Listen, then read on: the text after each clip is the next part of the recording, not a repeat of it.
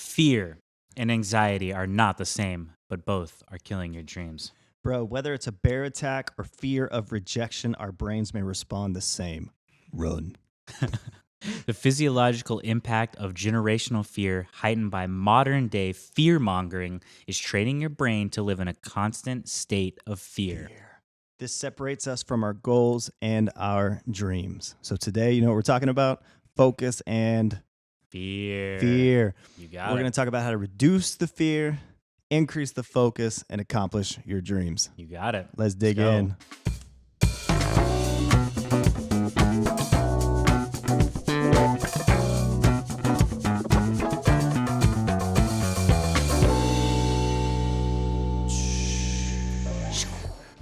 Oh, I love it. Dang, bro. Forms and focus discussion on fear. My name's Jonathan Noel. And I'm Brian Noel, This is Forms and Focus. where we provide Guided forms. that manifest Radical focus. where we want you to be focused as boy. Oh, man. So fear, the APA dictionary defines fear as an intense emotion aroused by the detection of imminent threat involving an immediate alarm reaction that mobilizes the organism by triggering a set of physiological changes. Some of those changes are your body will increase rapid heart rate, redirection of blood flow away from the peripheral areas of the body, which is pretty wild. So if Yep. you get hit by a sword, you don't bleed as much That's awesome. because the blood actually pulls itself inside the body, tenses the muscles, and general mobilization to take action, which is, we all know, fight or flight. Flight. That's right. Pretty intense.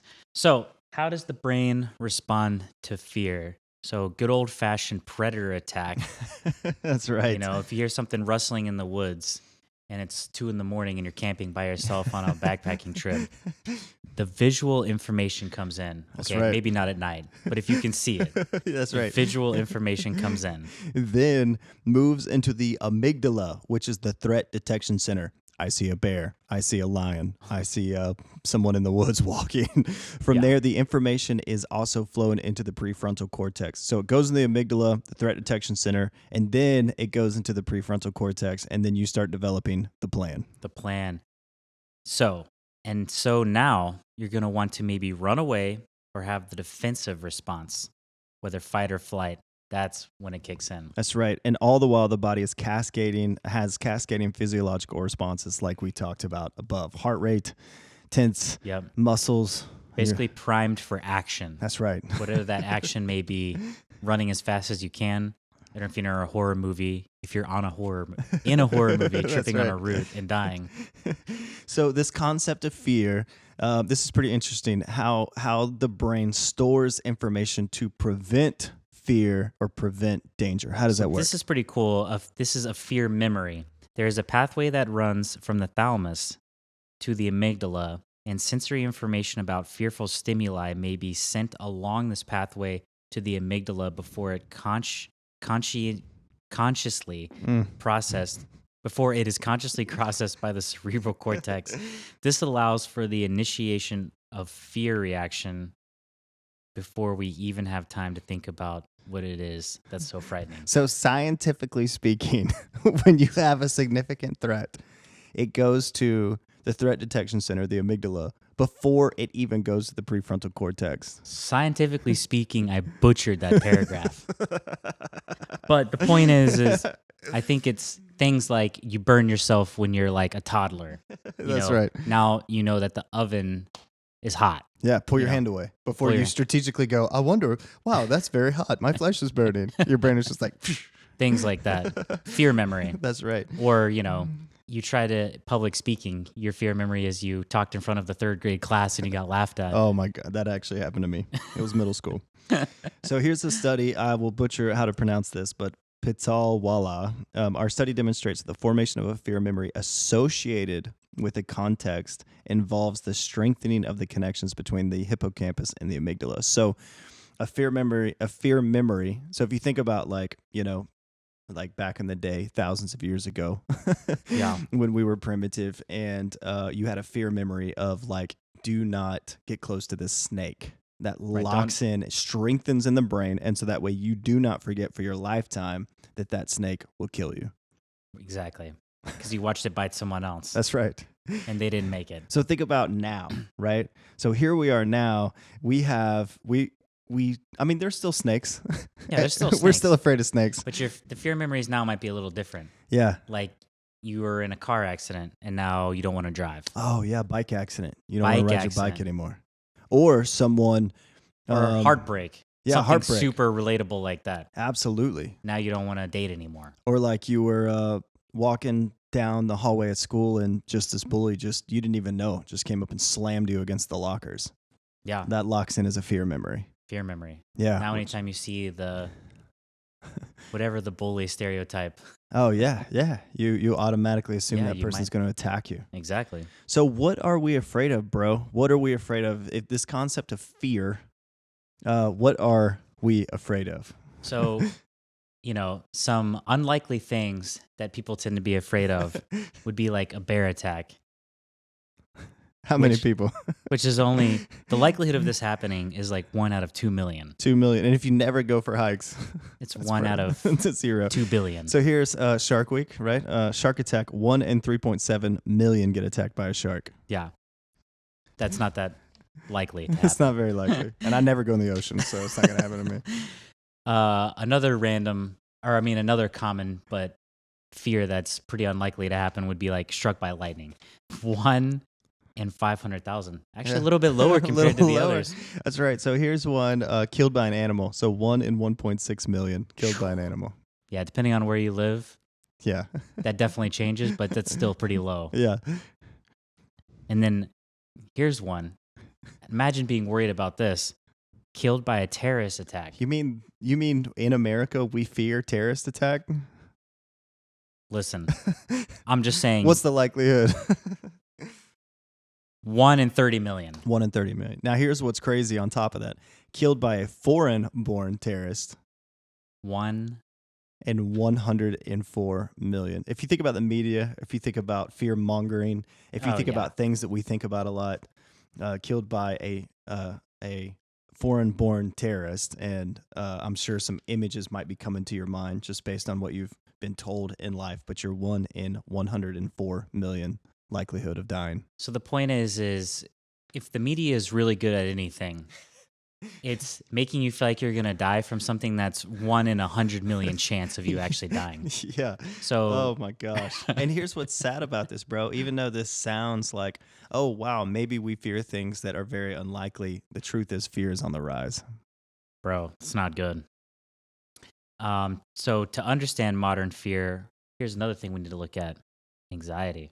Yeah, this is pretty interesting. So anxiety disorders affect nearly 1 in 5 American adults each year. 1 in 5. That's most adults. You probably have 5 friends. I've got a couple few. Either you or someone in your group is suffering from anxiety. So what's the difference? What's the difference in fear and anxiety? Fear is a fleeting reaction to certain danger. It's thought to be controlled by the amygdala. Anxiety is more of a persistent, heightened state of distress in response to an unknown threat. That's the big difference right there. Wow. The unknown threat that is probably never going to happen. Yeah, and according to the brain, while anxiety and fear feel similar, anxiety is a reaction to emotions instead of danger in the environment. So it feels the same, this concept of fear and anxiety. So again, when we go back to fear mongering, when we go back to all of these messages telling us to worry about these things, it's triggering this concept of fear. Like there's a cliff. If I slip, I will fall and die. Yep. But yet all of this fear is producing this long-term effect of anxiety, things this uncertain or things that may happen in the future. Yeah, exactly that. So the psychology of fear, anxiety, this is pretty interesting. So I read this article based on, I think this was Elbreach. Anyway, again, all of our research is in the blog post. But there's 5 basic fears. What you got, bro? So first is extinction, the fear of annihilation, ceasing from exist, which that makes sense. Like Nuclear annihilation or Type disease. 3, Type 3 civilization from another planet comes and takes our water and whatever. Just being annihilated. Yeah, Gone. exactly. Annihilated. We've got mutilation is one of the 5. That's pretty brutal. The fear of losing any part of our bodily structure. So now we're back in the woods That's right. with the predator You get bit by being a mutilated. snake and you got to cut your arm off.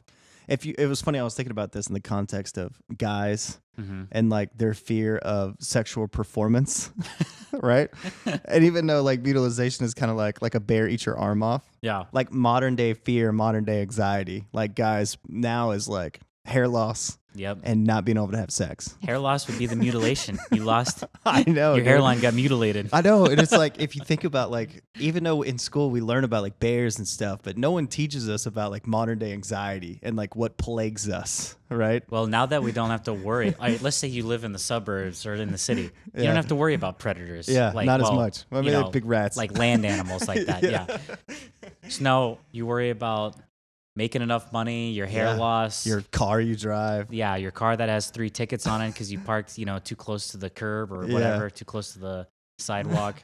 That's the anxiety we face, which is so wild. It's so different. But so these primitive type fears Just really translate. still affect us. Yeah, they translate to today. It's just different. So the next one is loss of autonomy. So this one we can definitely relate it to the fear of being controlled by things beyond our control. So like, again, like if you go to work every day and someone may fire you, right? That fear of you don't have control of that situation. That's why so many people want to work for themselves, because they can control exactly if they have a freaking job that day. Yep.